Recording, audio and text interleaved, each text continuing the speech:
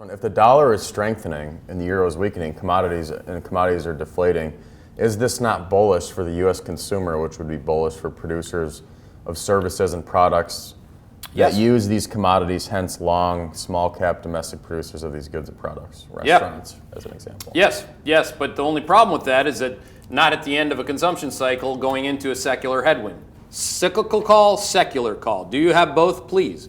Come back to us, rewind the tapes. We'll give you the demographic secular call. The baby boom generation has moved past spending peak. I'm going to try to summarize this in 90 seconds or less. In other words, 35 to 55-year-olds, those who drove the 1990s from a spending perspective, are called boomers. Boomers are now getting old. They don't spend as much. They go from 1, 2 to 3 houses to 3, 2 to 1 to the grave. That's the way that it works. Consumer spending slows from a secular perspective from here. So your job is to measure the cycle. The cycle is, of course, 5 years in, 78 months in to the U.S. economic cycle. We're about to bump up against the toughest U.S. retail sales compare in 5 years of 4.7% in November of last year. That's why the consumer is weak, because at the end of the cycle, the consumer weakens. In as much as you've seen most labor data, with the exception of this most recent non-farm payroll report, that's why it's been slowing for the last, really, since the February peak. So again, you got the cyclical slowdown runs into the secular. Yeah, it's a tax cut, but it's going to be from a much different place in as much as it was in April of 2009.